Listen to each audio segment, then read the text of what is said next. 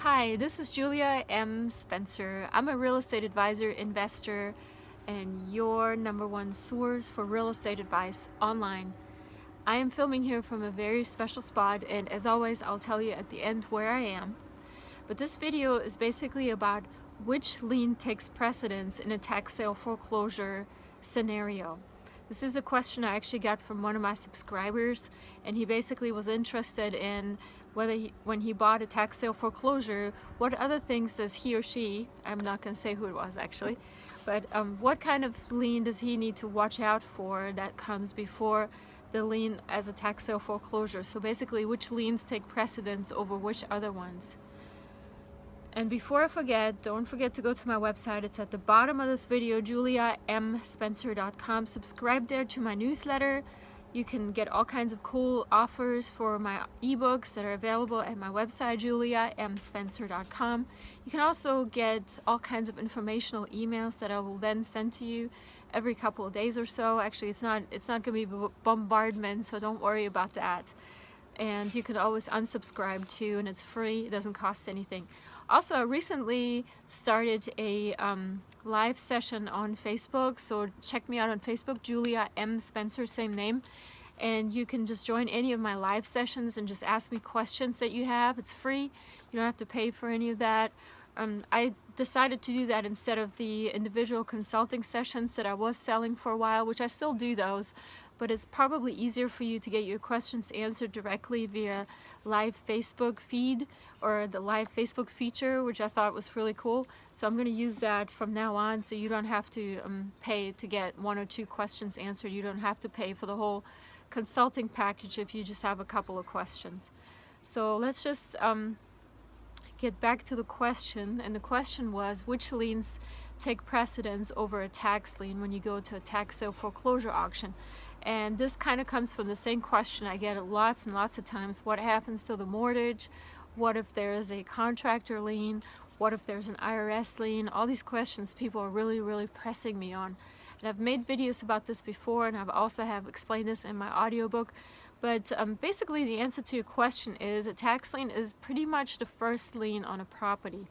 And that just basically means that whoever is the first lien holder on that property, if they go to a foreclosure and foreclose on what the money that is owed to them, they basically get the first right to that property. So every lien that's behind it doesn't necessarily get erased, but the first lien holder's winner basically gets to keep the property, and they don't have to pay the other liens back. And that means mortgages, it means contractors liens and things like that. Now there's a couple exceptions, and also there's always exceptions in every state because every state works differently. But basically the only things that you need to worry about if you're a tax sale foreclosure investor is a couple of states like Arizona and New Mexico, where for example in New Mexico the mortgage is equal to the tax lien, so you still will be responsible for the mortgage if you buy a tax lien in that state. In Arizona, the land liens that are against the land actually of a real estate property, not the building itself, also carry with the land, so you're not, unfortunately, you're out of luck on those. So the other thing that you need to worry about if you're a tax foreclosure investor is for IRS liens. Usually they're advertised in the paper. If a property has an IRS lien against it, then that just means that the owner had a debt to the IRS, and the IRS ended up putting a lien against their real estate property, which then carries with the property. Now that IRS lien is actually going to be on the same level as your tax lien. However, they only have 120 days to make a claim on that lien once you buy it, and after that it's extinguished as well. For more details on the IRS lien situation, go to my website and purchase my audiobook on tax sale foreclosure investing. Right now, as I'm recording this, only the first version is available, but pretty soon the second version is going to be available also, and it's going to be called How to Make More Money with Tax Sale Foreclosure Investing. It's my second audiobook. You can download both of them right now, actually. You can also pre-order it if it's not out there yet. You need to check. I don't know what date you're going to be watching this video, but it's not very far out, actually, a couple more weeks and it's going to be finished. And so you need to watch out for that. Weed liens, liens that are put on a property by a city authority or a county authority for basically for cutting the grass. If the person didn't cut the grass, the owner, and the city or the county had to come in and cut the grass down because it's unsightly. And those kinds of liens also go with the property. And I will also explain to you in my second audiobook how to make more money with tax foreclosure investing, how to deal with weed liens, how to get around not paying them, and what you need to do. So that is pretty much the purpose of this video.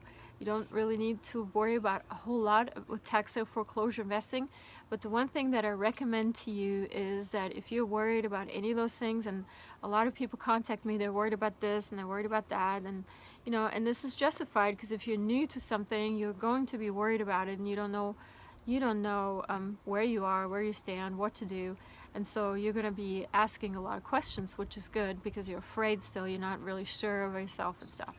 So that is why my books are there. That's why I am approachable. You can always contact me. You can send me an email to realestate@juliamspencer.com. You can also leave me comments at the bottom of this video or any of my other videos. I have hundreds of them out there on YouTube. So go ahead and go there and check them out. And now, at the very end of this video, I'm going to show you and I'm going to tell you where I actually am. So I am actually here on vacation in Germany, and my mom is standing over there somewhere. She's actually hiding. She doesn't want to be in the video. But we're actually at the restaurant hotel business where I pretty much started my real estate investing career. And I say investing career is my whole entire life had to do with real estate at some point. But I've worked at this hotel restaurant for many years in my youth. This is where I learned customer service, hotel business, restaurant business, service industry. This is where it all started, and I was 16 years old when I started here. The original owner has since passed on, you know, a long time ago, and my mom worked here also, so we're kind of walking around here, just looking around at the property. In the back there's a really nice garden in the back of the hotel, and we're actually eating dinner at the restaurant right now with the rest of my family. And we're kind of sensing this original owner that owned this property, Peter Schütz. His name is Schütz, and this is Schütz Gasthaus and Hotel in Trier, Germany, and this is where we are right now. And we both kind of said to each other that even though he's not here anymore, we feel his presence and his kindness and his understanding and all the things that he taught both of us of how to be right and how to do the right things for people and how to be kind and good. And he lived a very long life. He died when he was 96, almost 100 years old, the other way around.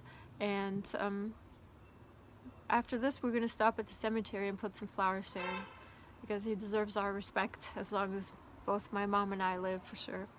So let me just show you where I am, and this is where it all started for me. Very humble beginnings.